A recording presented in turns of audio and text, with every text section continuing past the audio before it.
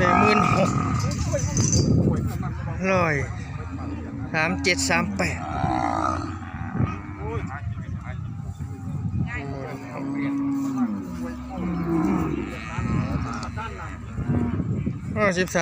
เดือนคู่เมืองไทย16,000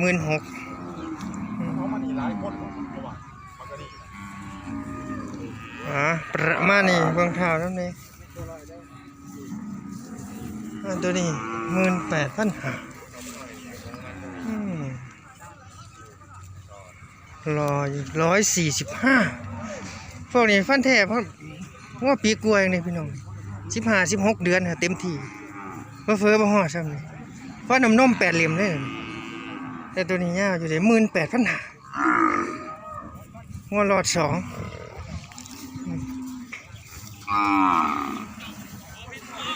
เบิ่งถ่ายก่อนลืมเบิ่งถ่าย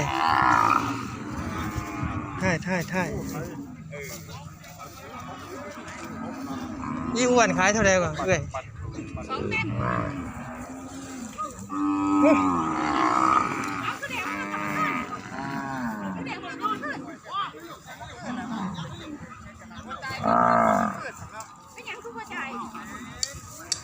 เป็นยังคือบ่จ่ายพอดีเป็นนั่นมือแรกไปตุลาสิไปส่งหมอเขาอยู่ตรงพ้นโอ้เอาขายให้ผู้ใดเขาจ่ายที่ล่ะ20,145ได้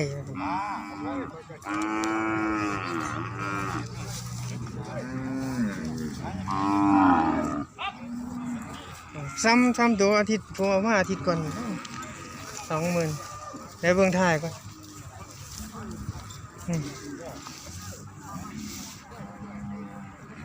20,000 บาท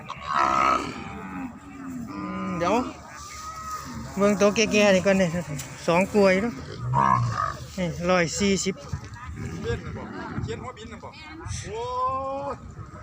1402ได้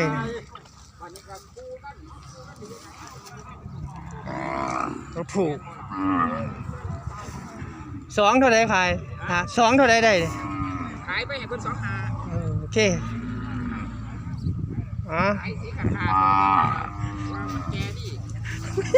จำได้แล้วตัวนี้คอยจำได้แล้วแม่นตัวที่ชุดที่คอยไปเอาบ่นี่ชุดเอาไหมเบื่อโอ้ว่างๆคอยก็ไปรออยู่ขึ้นมาพอแล้ว2 หาเบิ่งซีดดูก่อน35,000ต้องตัวใหญ่ๆนะครับ160 บวกนะครับ160 บวกคุณจังสิได้นะครับ35,000นะแต่ขันอ้วนก็ไม่ต้องถึงหรอกพี่น้อง140 150กันได้30,000ทั้งนั้นครับนะพอก็ซื้อเนื้อนะครับนะนี่ถ่ายต้องถ่ายชัดๆ35,000ดูกระทบมาดู2ตัวนี้นะครับ2ตัวนี้ขาย50,000นะครับนะผมจะตีให้ตีตัวละ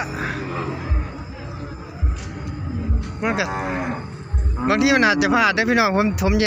ยกตีนะพี่น้องเนอะแต่ก็คิดว่าใกล้ที่สุดเลยล่ะ50,000หอดตัวนั้นมันเป็นกัดดิพี่น้องตัวแดงตัวละ25กันแล้วกันพี่น้องได้อยู่นะครับนะตัวแดงนี่145นะครับนะเกือบ150เลยถ่าย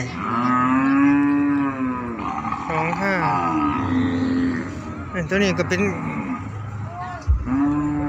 แบงกัดนะครับเนี่ย2 หากันถ่าย140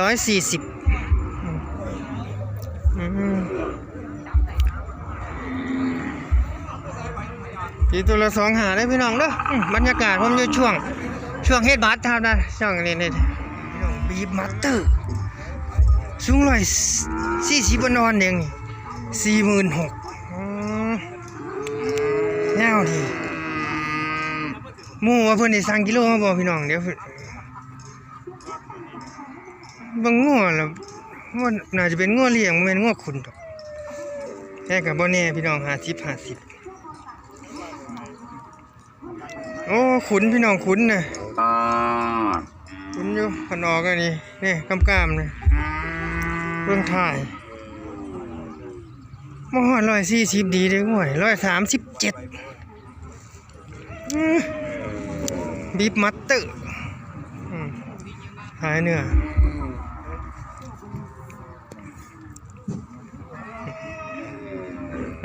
ประมาณนี้เราซื้อ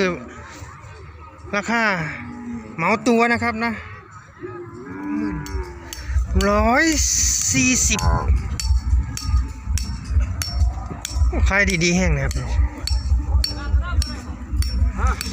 20,000 บาทแต่มันไม่ได้จอยแห้งพี่น้องมันมีเนื้ออยู่นะมันมีเนื้ออยู่โอ้ยเสียงเพลงแล้วพี่น้องลองเบิ่ง20,000อ๋อยี่เดียวตัวละก็หาเสียงหาขึ้นไปได้ต่อหมด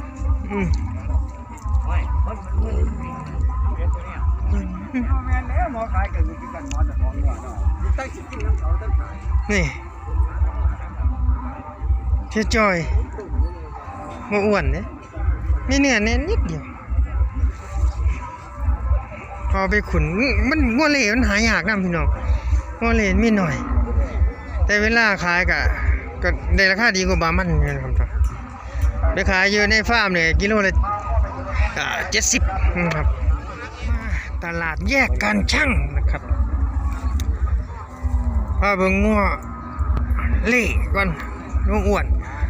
ผมทายประมาณชั่วโมงหนึ่งนะครับผมก็จะได้ออกกลับแล้วนี่เล่นี่สูง135นะเบิ่งถ่ายเสียงเพลงมันเข่าพี่น้องว่านี่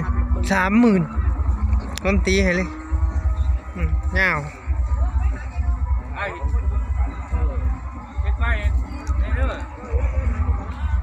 ตัวนี้20,000นะเสียงเพลงเข่าพี่น้องโอ้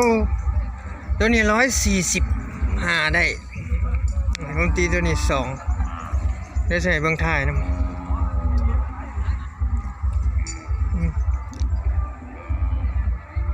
คือขายคือคักพี่น้องง้อผูง้ออ้วนวะนี่คือคักประมาณนี้